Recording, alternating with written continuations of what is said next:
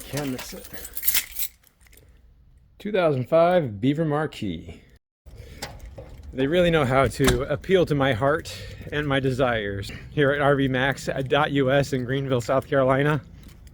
Jen and his wife, they just recently went across to New York, I think, to pick this one up. And this is a 2005 Beaver Marquis. Very tip top of the line from Beaver at the time, but it did incorporate the Monaco slide outs at least. They have a history with the Beaver Marquis of being one of their first family motorhomes that got them into the industry. Let's see. Ooh, we got keys. Obviously, I want to take you guys on a nice walkthrough of this, but first I got to get it fired up.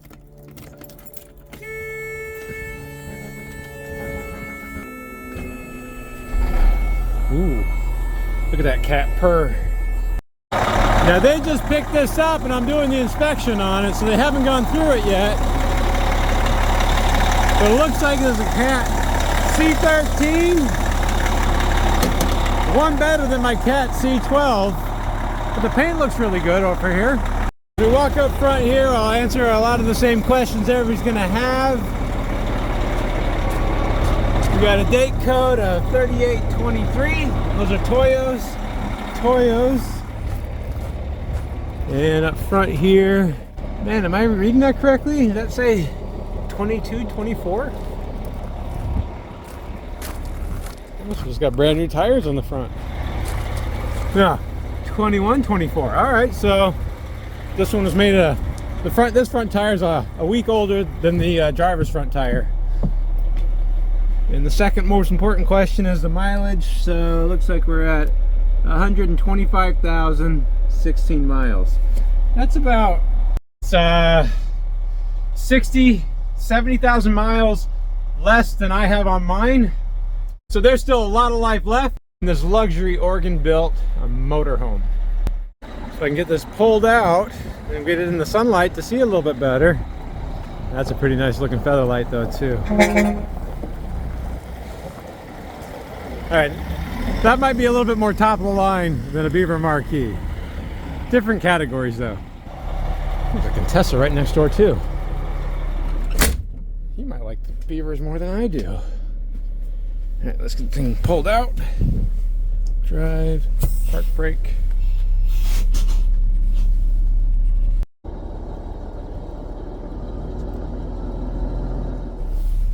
You know what? There's no way this thing still works. Look at that. The Aladdin backup system is still good. Of the original Kenwood in-dash flip-out screen. They don't make them like this anymore, do they?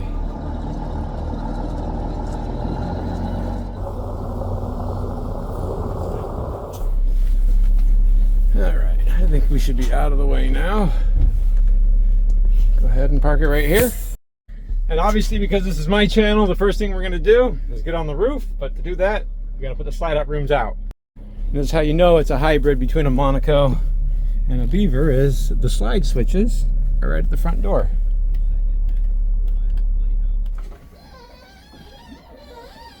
Wow.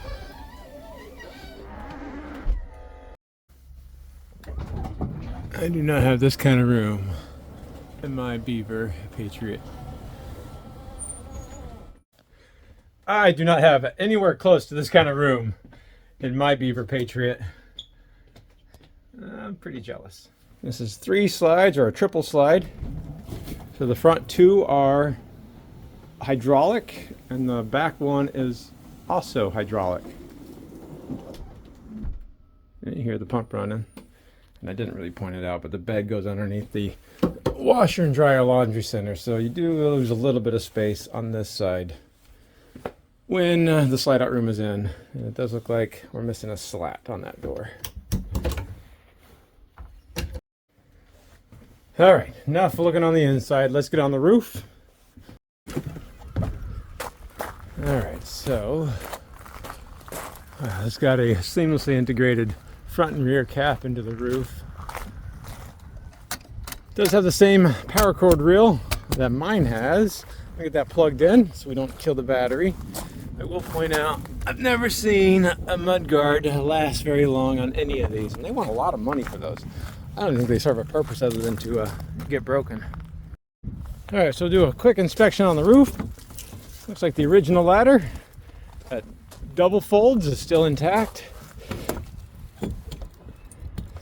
And man, this rear cap looks like it's in really good shape too. Paint's nice, no checking on the rear cap. And this has a seamless integrated gel coat fiberglass roof, so the fiberglass roof integrates into the rear and front cap without a seam, hence it's a seamless one. Now you can kind of see some of the bodywork is starting to crack. That can be easily repaired, but it's not going to be a water issue. It's just Bondo fails after, let's see, this is 20 years old, man. Right, so on the back you can see it has the original TV antenna, and I'll point out again, it has the original lap sealant that's made it 20 years and didn't have to be resealed. Nobody had to put more on. Let's see, a little bit of the fiberglass is peeking through, so a little bit of that bodywork chipped out. I'm sure these solar panels could probably be updated as they're the original ones. But look at that, original sealant still holding up. Looks like a little bit of checking on the roof itself, so it might have been in the sun a little bit more than we would have thought in New York. All right, so somebody has touched up around the skylight here. You know, it's not uncommon for a Monaco skylight to crack and break. I see a little bit of a gel coat off the fiberglass. You could either bodywork that or just get a dab of sealant right there. That would solve it just as easily. And the only other thing I kind of noticed was right there, one of the screws that's holding it down is obviously backed out and you can see it rusting. So we'd want to fix that for sure. I almost forgot to lean up against the AC and make sure that it's not loose. It's not loose. We went ahead and added some vent covers. I like to see that. I'm not confident this is the original vent. It looks aftermarket to me. Let's see, so, and then this sealant looks pretty good on that sewer vent, and look at that, it's not even falling apart. Refrigerator vent is in good shape, and I'm not, normally on these Beavers, this insert on all the roof rail likes to fall off. I had to replace mine because it gets stretched out. Looks like there was a satellite right here at one point. Probably touch up a little bit of that sealant there. And we have a third vent cover. Really wish they wouldn't have put brackets up there that can rust like that. I thought those would have been aluminum. Guess maybe that was the first model year, huh? If you look on this side, yeah, that insert's still really good. Sealant over here is really good. I've never had an issue with the radius on my Beaver. On this slide out topper, this is a Carefree of Colorado slide out topper. It's got the acrylic fabric on it. It's surprisingly in good shape. And this does have the wraparound metal roof. Nice. And I don't even have the Monaco notorious, what we call it, roof repair tape is flashing, peeling everywhere. So that's a nice sign too. Now I did notice down there, up front here, this cap on that slide out topper was broken. Likely you can find a replacement one, but these are obsolete at this point. Otherwise, seal looks really good. Now the bodywork up front, from the front cap to the roof, doesn't look bad, but I need to back up. I didn't check this area. I got ahead of myself. You have to look at the slide out and the roof over on this one. Now this also has a Carefree of Colorado slide out topper. Now, this has what's called the Omega arms because it kind of represents the Omega ohm letter. These are cool because they integrated a window awning into the slide out topper. Zipty has a similar setup, but those are also obsolete. So if you ever have to replace them, if you can't find the arms, you're gonna have to replace the entire slide out topper. But everything looks really good there too. Same thing over here. Very nice. I always thought that was a pretty good idea with the slide out topper, window awning. But man, even the seams are really good. This can't be the original fabric, can it? Oh man, even all those seams are, stitching's in really good shape. Okay, now this gel coat fiberglass roof is a little bit of a floating roof So it does have a little bit of give as you walk on it, which is why it's really important around the vents and the skylight. You walk around because that's actually where it's secured into the frame down below. If it's only into the roof, as you walk by it, the screws pop out. And it's possible that's what's going on there, but it doesn't look like it. Now, all we have left is the front AC. I'm a little surprised there's only 2 ACs on this roof. Maybe that's a 2005 thing. It does have the Winegard Traveler. It looks like it's a DirecTV reflector on it. And, well, some people might say the seal is cracked right there. This whole turret comes off the base. The base seal is down here, so this isn't an issue with the cracking around the die core right there. The only thing, if I have notes, is I don't like to have the cable entry plate going with the opening going uphill, so as water's coming down, it can make its way down these cables into there. I would still want it back. Definitely not forward for the driving rain to come in as you're driving. Otherwise, looks like somebody did a pretty owner-specific Sirius XM antenna upgrade. I might have been guilty of doing something like that on my own stuff. And I'll go ahead and peer over the side.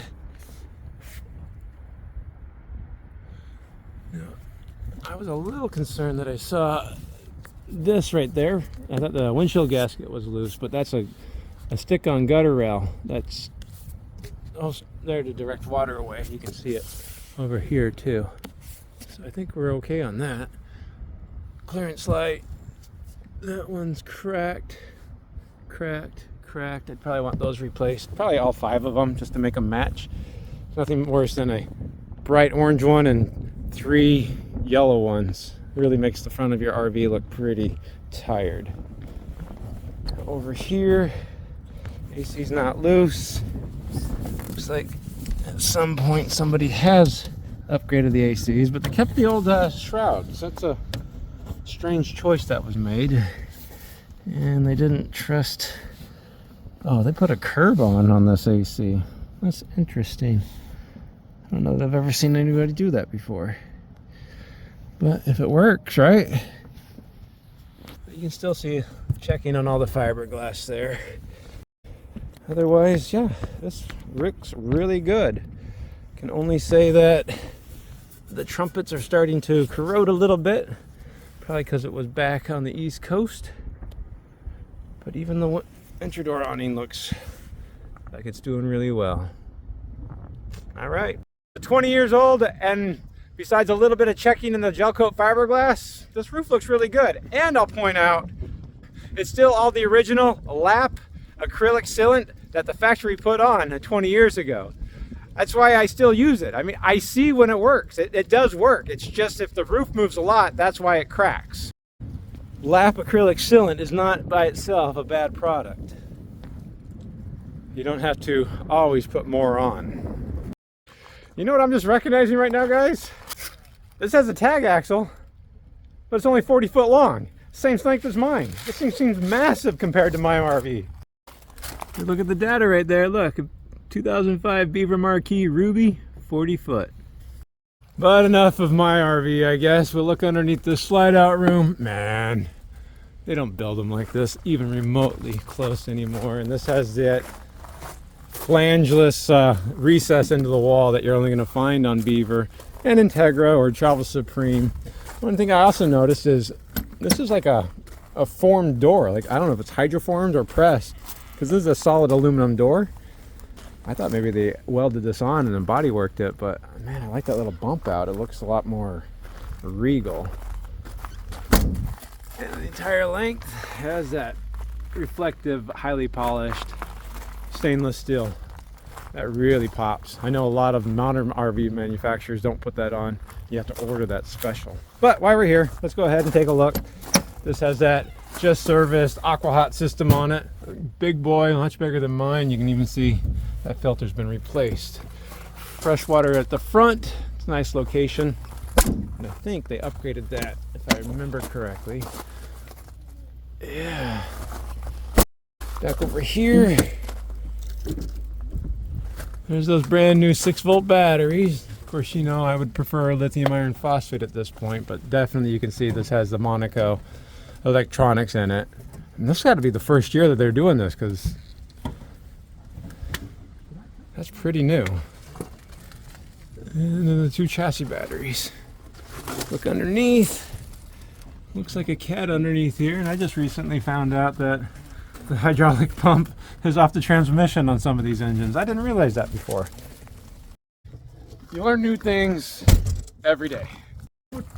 One thing I'll notice is that it has the my Beaver radiator, the metal's been breaking down here on mine. It looks like Beaver went ahead and added some frame support on it to keep it from vibrating when the engine's going. So I'm definitely jealous of that. Man, that's fiberglass. Of course, underneath, this is actually gel coat fiberglass. You can see it's a wrapped around, custom built. An interesting thing I just noticed here too. This is a water compartment or the service door. You can see I was talking about they had upgraded to the sea level 2 from Garnet. Now the nice thing about this is that I'm running the same problem on mine. I'm probably going to upgrade mine also, and you can get one of these in Bluetooth.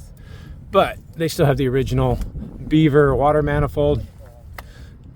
And looks like it's got the Drain Master sewer hose built into it. And look at that. Looks like I'm going to have to tell them they need to replace the gas strut on that door. Huh. The things you learn. Now, I wish I had this kind of space in my Beaver, because I only have like this much amount of space next to the water compartment, not with a pass-through storage like that. And I don't understand how this is 40 feet. Yeah, this is on my side. Oh, wow. That's a huge inverter. That was a big upgrade. You only find these on bus conversions. That right there is, man, that's notable. I didn't even know I had that inverter. Yeah, I'm going to highly recommend you put lithium batteries on. A lot more solar on the roof. Man, you'll never have to plug in. Now over on here, they do have the storage mounted to the base of the slide out room. Very similar to mine, but because this slide out room is going to be twice as wide as my little tiny slide out room, you get a lot more useful storage under there. A lot more, because yeah, it would only be about that much. So yeah, I'm really jealous of that too. And yet again, they do not make compartment doors like this anymore. This door by itself is probably worth $60 in scrap. And 2 features up here. You know I love that layout. We just covered in a video how Monaco likes to label all their lights, and you couldn't get more future-proof than just having Bosch relays and resettable circuit breakers for the 12-volt controls. As a slight detour, there's a VIP smart wheel controller.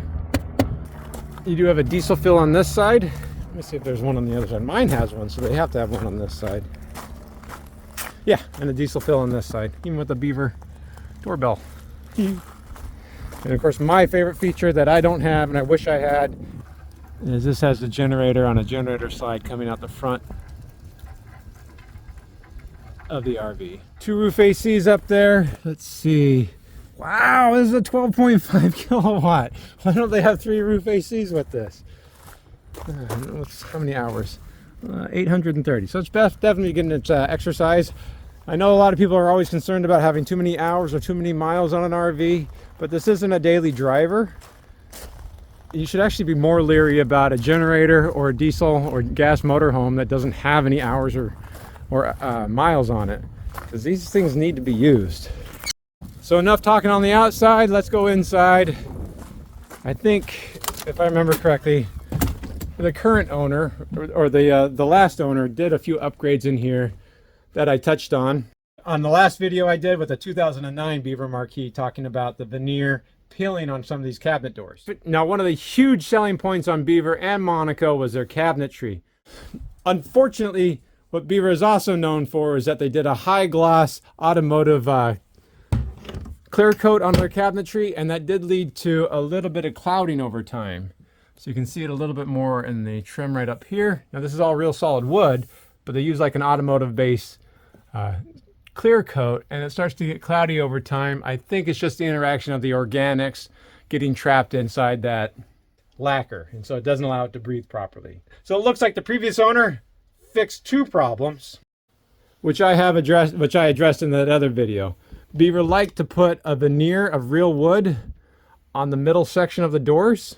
That would start to peel just like this one is. And the clear coat would start to cloud. So it looks to me like what they did is they took my own advice that I give people. You take all the doors off, peel that veneer off the center section because that's where it's at. You sand it and refinish it.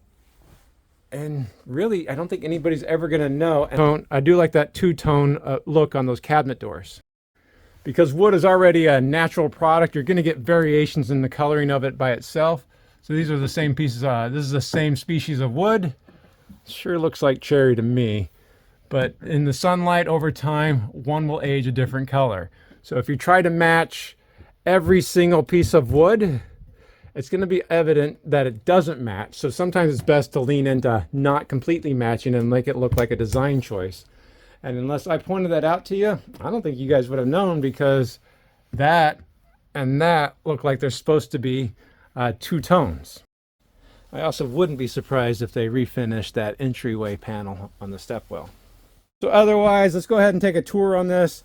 The overstuffed and oversized passenger driver seats after 120,000 miles are definitely starting to show some wear on it, but that's just from use, not from bad material. And these look a lot more comfortable than mine. But even though that upholstery is showing some wear, the original factory carpet that has sculptured leaves, it looks like, in it, it still looks brand new. This is such a high quality dense carpet too. I'd be hard pressed to take it out. And unlike mine, at the entry landing area right here, it still has ceramic tile with stone accent inlaid on it, so you can get your shoes off before you step onto the carpet. We go ahead and step back over here. The original sofa, this upholstery doesn't look too bad, and just have a drawer underneath, right? Yep, drawer underneath. And this does turn into a twin-size bed. But look on the windows above. Not only does it have power day shades, but the power Roman shades are still working throughout the entire RV in the living room here.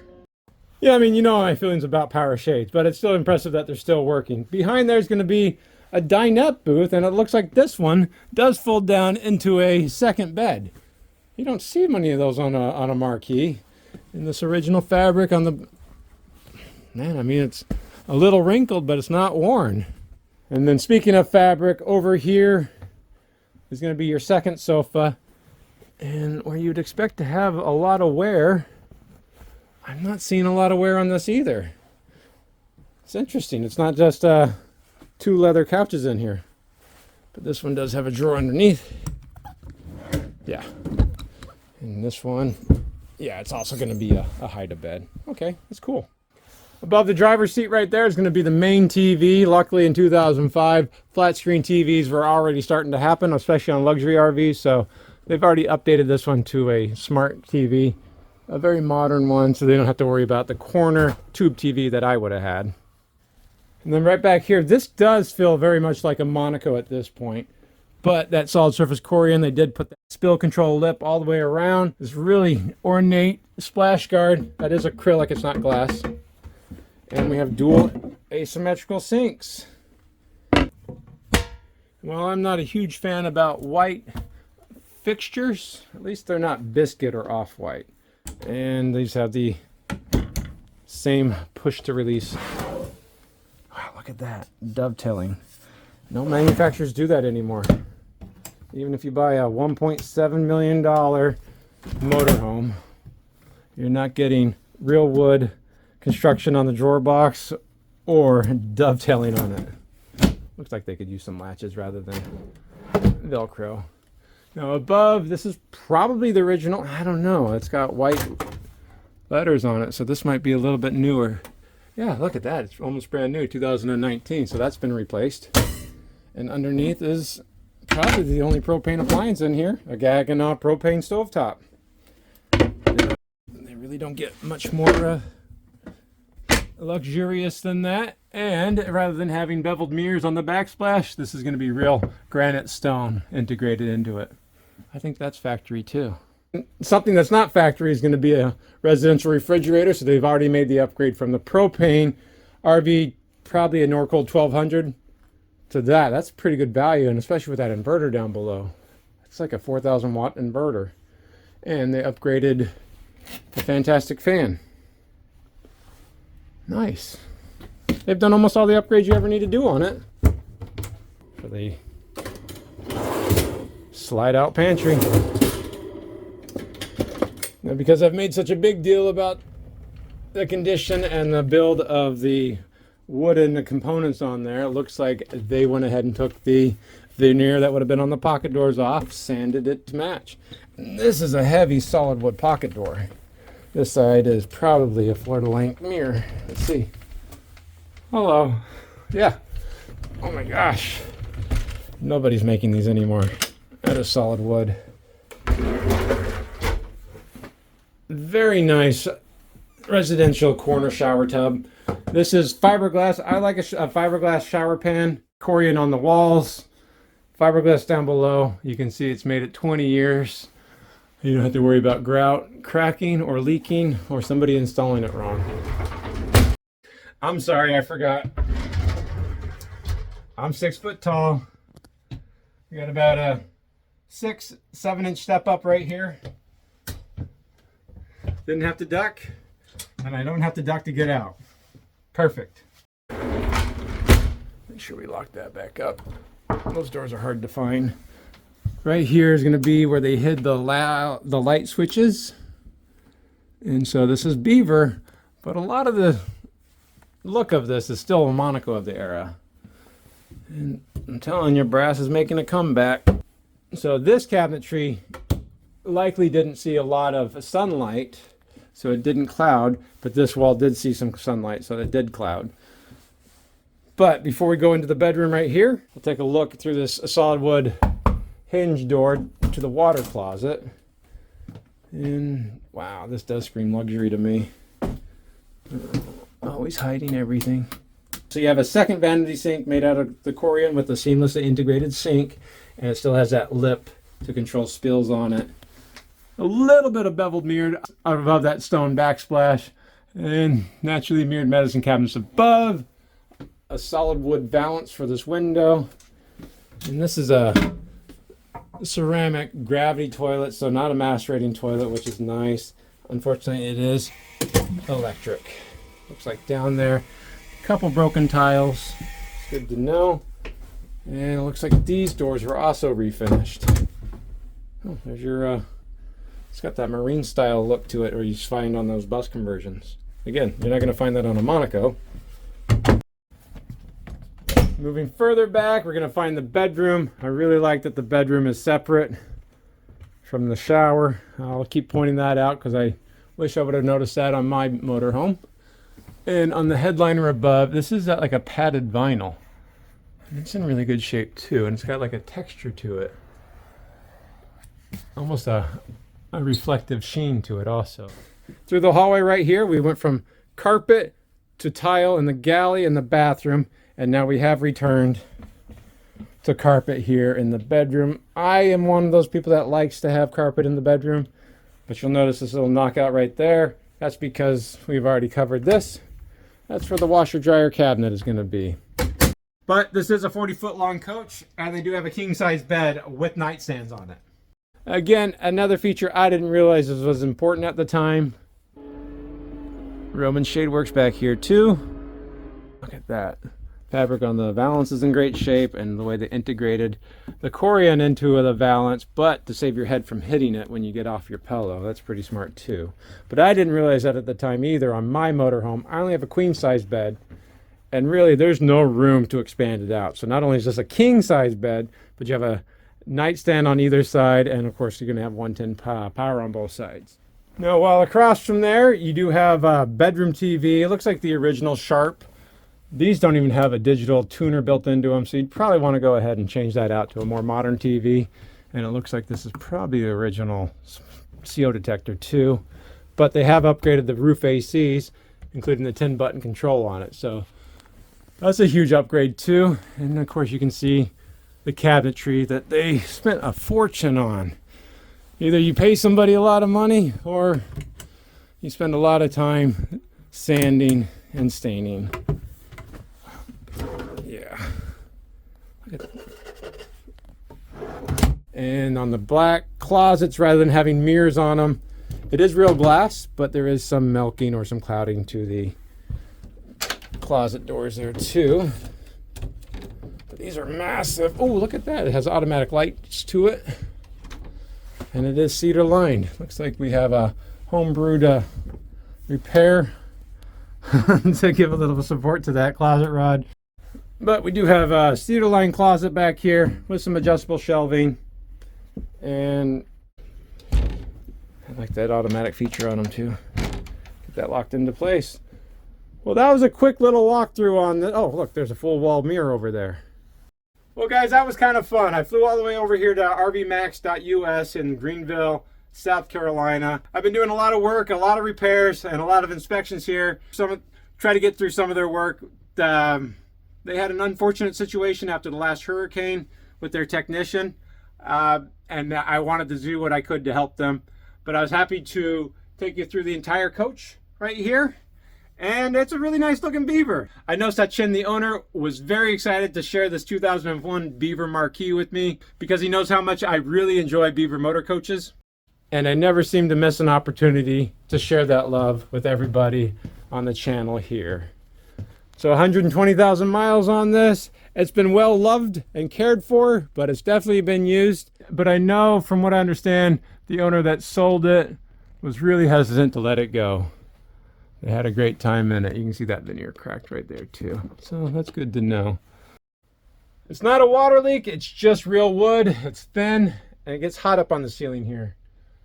Probably the easiest thing to do is just make a panel that matches, put some matching fabric on it, put it up there and call it good, rather than trying to repair the wood. That's even something I could do. All right guys, let me go find out all the information for you guys. Thanks a lot for watching.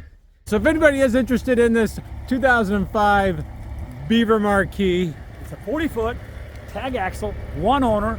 The guy is 90 years old. They've had 5 Beavers along with some other coaches in the past, like a dozen coaches. But he fell in love with the Beaver, so this was his 5th Beaver. Bought it at Lazy Days. It's still under warranty. It's still under warranty till January. So extended warranty. Extended warranty. Right, okay. Not warranty. Not factory warranty. Nope, but it's under warranty. And he's got new roof air conditioners. Aqua Hot was just serviced and just overlooked by James. He looked it over. The coach is in great shape. My wife and I camped in it 2 weeks coming down from Northeast. Looks like it has new tires on it. New tires too, brand new tires actually. That's right, thank you, you noticed that. He put new tires before he sold it to us. New batteries too. Okay. This is a great coach. All right, now let me ask you this question. If anybody is interested in it, who they should call? Sachin or Mayan. Not RV Max, that's what I call it, but rvmax.us. Hey, 864-404-0054 is my number. Mine is 864-376-5600. Just look at our website, call us, text us. Did we say how much you wanted to, did we say how much you were asking for it? $119,950, because you can't find coaches like this. By the way, all the doors inside, they were taken off and replaced. The guy spent $8 grand on all the doors, cabinet doors. Cabinet doors, like yes. Refinishing them? Yep. I mean, you saw the beautiful condition. Oh, that's a beautiful coach. It's a gorgeous coach. Hard to find. They didn't make them like this for 2 reasons. Beaver was acquired by Monaco, and this is one of the few years where it's kind of a hybrid Monaco Beaver still a product. Magnum, right? This is a Magnum chassis. It's like a Magnum chassis, but it has a Roadmaster bin on it. It's a hybrid. It's the best way we could put it. It's a little of both. Best of both worlds. And Monaco's a great coach too. You can't knock them. Monaco's were a great coach back in these days. Oregon built. Couldn't be better. And like I said, it has the Monaco built slide out rooms on it, which I'll be honest, Beaver built slide outs. Not my favorite part of my motorhome. But thanks a lot. I appreciate it. And I think everybody's going to at least enjoy looking at this video. Hopefully see a 2005 Beaver Marquis at their house or in their garage. Exactly. Thanks a lot. Thank you. Yeah, a beautiful 2005 Beaver Marquis. Much nicer than mine, unfortunately. So my understanding is you actually had a 2002 Beaver Marquis? Years ago, personally, we owned it. Our kids were young. We used to take them to Clemson football games. And so we kind of like Beaver. Yeah, baby, Clemson Tigers, let's go. We're going to play Longhorns. Any rate, yeah, we love Beavers. It was a bath and a half, like I told you. Had a it was that weird split bath, like toilets on either side of the center shower. Yeah, man, long before anybody else put bath and a half. I wish I could find one again. But yeah, we love Beavers, and we know everyone knows you like Beavers. It's true. I can't deny it. Yep. There's a nicely built. What else I can talk about? I don't know. Here we go. That's a pretty good light there. Oh man, yeah. If you want to do video of me driving it, baby, I just put what? From Long Island, New York to here, where the guy kept it in a garage. I don't know, 1,200 miles along the Atlantic coast. You on a ferry with it too, huh? 3 ferries. This coach was in 3 different ferries. Man, we love it. You were living in this for almost like 3 weeks? 3 weeks, exactly. But we loved it so much. It was our home. Me and my wife, that was our home. And I tell you what, the thing was going through New York City. That was an experience. It was an experience. I don't know. Escalade behind it and going through a Arizona bridge, going through Staten Island, Brooklyn. Oh my God, that was an experience. But this coach has crossed through New York City many times because the owner lived in Long Island. But he had a place in Florida. He just sold his Florida place and sold this bus. He just, kind of got up in age. I think my wife drove it last. That's why mirrors are so low. Yeah, we switched out. I drove that. I need to back up. I need to back up a little bit.